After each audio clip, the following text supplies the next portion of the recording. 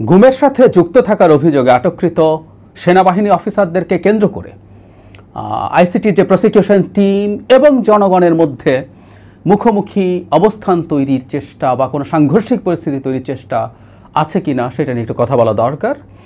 আমরা সাম্প্রতিক সময়ে এই দুই পক্ষে যা যা দেখছি এবং এর মাঝখানে ঢুকে কেউ কেউ এটাকে যে ধরনের ন্যারেটিভ চালুর চেষ্টা করছেন তাতে এই সন্দেহ আছে এবং এই ঝুঁকিটার ব্যাপারে সরকারের সতর্ক থাকা দরকার এবং সেটা নিয়ে খুব সিরিয়াসলি কাজ করা দরকার। সেনাবাহিনী সরকারের একটা ইন্টিগ্রাল পার্ট, কোনো সন্দেহ নেই, কিন্তু 5 তারিখের পর থেকে আমরা পছন্দ করি বা না করি সেনাবাহিনী বিশেষ করে সেনাপ্রধানের কিছু বক্তব্যে তার কিছুটা ভিন্ন এক ধরনের অবস্থান, তার নিজস্ব একটা অবস্থান আছে, চাওয়া আছে, বিশেষ করে নির্বাচনের প্রশ্নে সেটা মনে হচ্ছে, সেটা মনে হবার কারণ আছে এবং বিদ্যমান প্রেক্ষাপটে আমরা এটাকে খুব প্রটেস্ট বা কন্টেস্টও করি না, আমি অন্তত অ্যাটলিস্ট করি না। আমি মনে করি যতক্ষণ পর্যন্ত তার এই অবস্থানটা আমাদের জনগণের পক্ষে আছে, তিনি যেহেতু নির্বাচনের মাধ্যমে একটা ডেমোক্রেটিক ট্রানজিশনের পক্ষে থাকেন, তাই আমি সেটাকে সমর্থনও করি। কিন্তু ওই যে বললাম দুটো পার্ট, সেনাবাহিনী এবং আমরা সাম্প্রতিক সময় চিফ প্রসিকিউটর যেভাবে কথা বলছেন তাতে মনে হয় যে এর মধ্যে ভুল বোঝাবুঝি আছে এবং সেটা পরস্পরের সাথে এক ধরনের প্রতিদ্বন্দ্বিতায় লিপ্ত হয়েছে এরকম মনে হতে পারে। এখন রাষ্ট্রের এই দুটো উইং যখন এভাবে পরস্পরের সাথে বিহেভ করে তখন জনগণের মধ্যেও কনফিউশন তৈরি হতে পারে এবং এই কনফিউশনের সুযোগ কেউ না কেউ নেয়ার চেষ্টা করতে পারে বা করছে।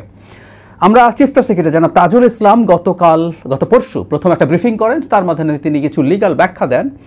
সেনাবাহিনীর পক্ষের যে ব্রিফিং হয়েছে সেটা প্রসঙ্গে তার কাছে যখন জানতে চাওয়া হয় এবং তার লিগ্যাল যে ব্যাখ্যা ইজ ওকে, সেটা হচ্ছে তিনি যা যা বলেছেন আমি খুব সামারি করি। সেটা হচ্ছে যাদেরকে হাতে রাখা হয়েছে, যাদেরকে হেফাজতে নেওয়া হয়েছে বলে বলা হলো যে 15 জন ওয়ার্কিং বা সার্ভিং অফিসারকে, তাদেরকে জনাব তাজুল গ্রেফতার বলতে রাজি নন।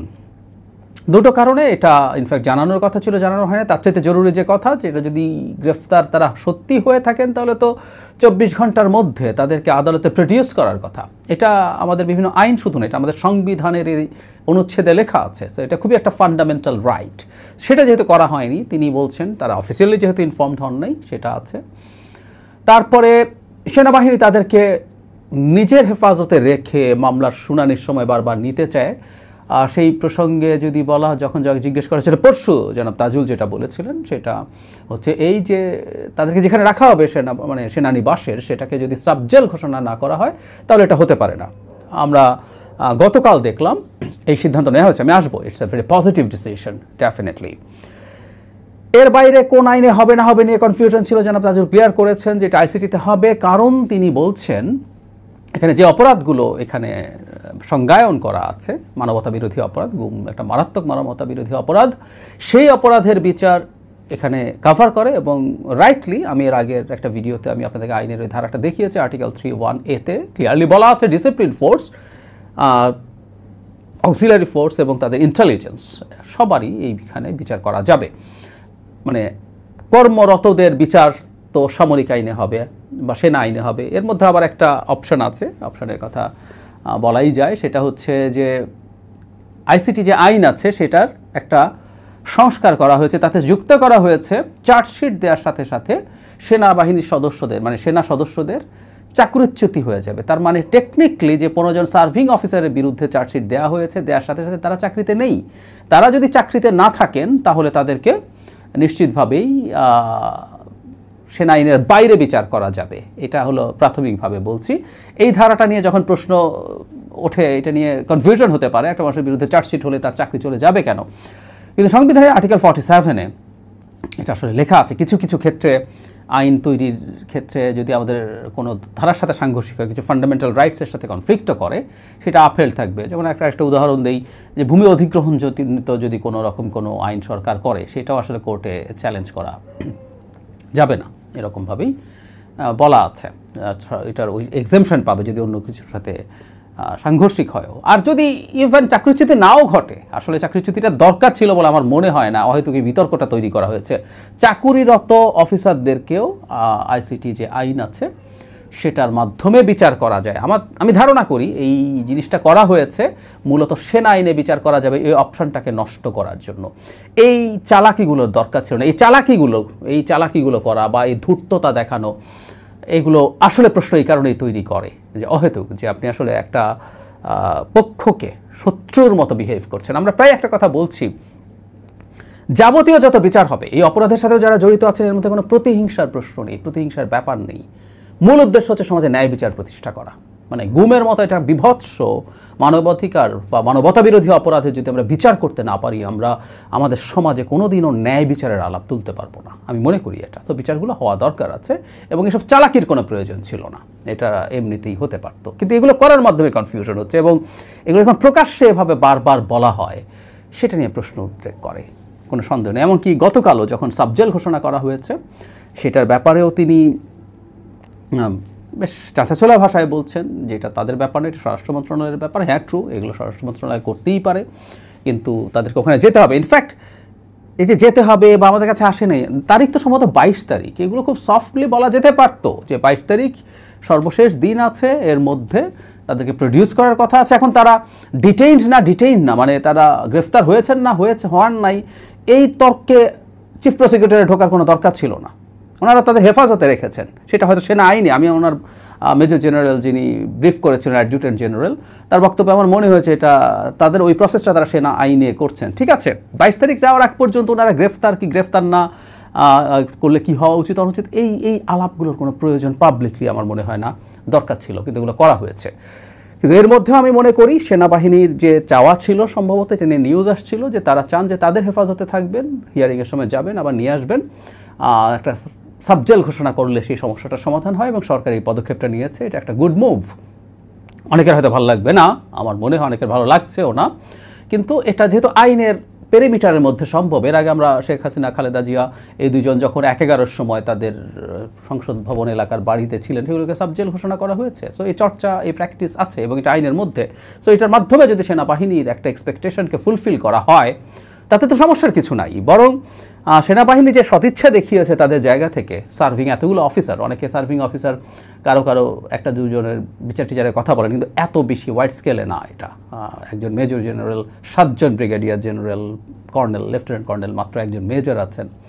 সো এইটা ব্যাপারে এই সোফার যে স্টেপ হয়েছে এটাকে আমরা ভালোভাবে দেখতে চাই। ইভেন আমি জানি না, আমি সেনা আইন নিয়েও যে আলাপটা আছে যে সেনা আইনে কি আদৌ তাদের বিচার করা যেত না, তাদের যদি বিচার করা, মানে অবসরপ্রাপ্ত সেনার কর্মকর্তা অনেকে বলেছেন এটা সম্ভব। আমি অবশ্য ওই আইনটা পড়িনি, ইনফ্যাক্ট আমি পাইওনি, খুঁজে পেলে আমার পড়ার আগ্রহ আছে।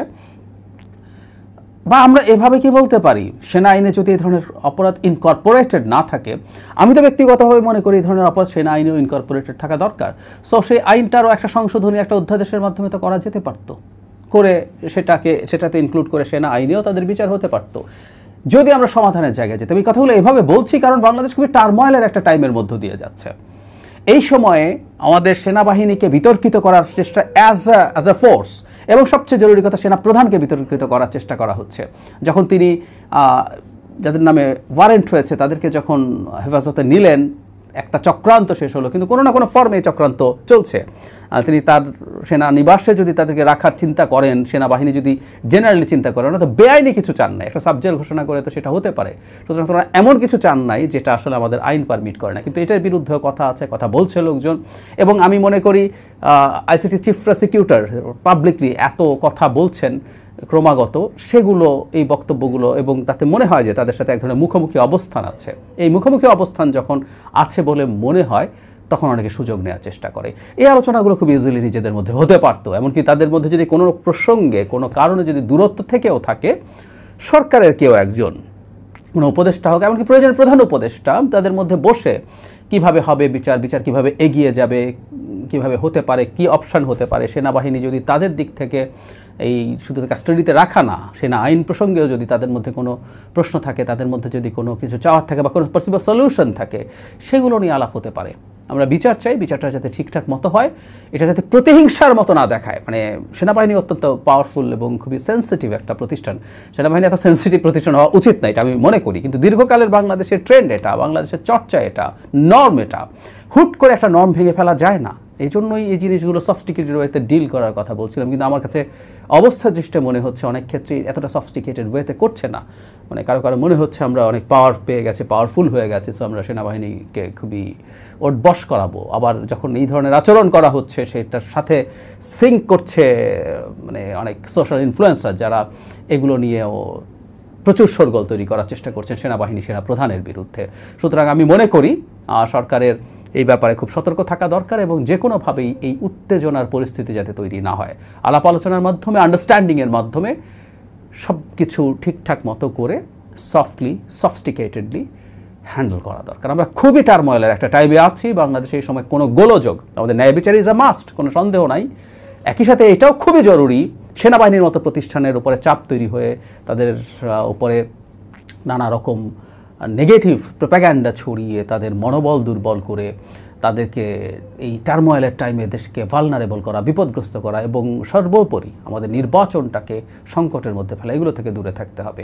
সেনাবাহিনী রাইটলি তাদের পদক্ষেপগুলো নিচ্ছেন, তারা তাদের বিচারের ব্যাপারে পারমিট করেছেন।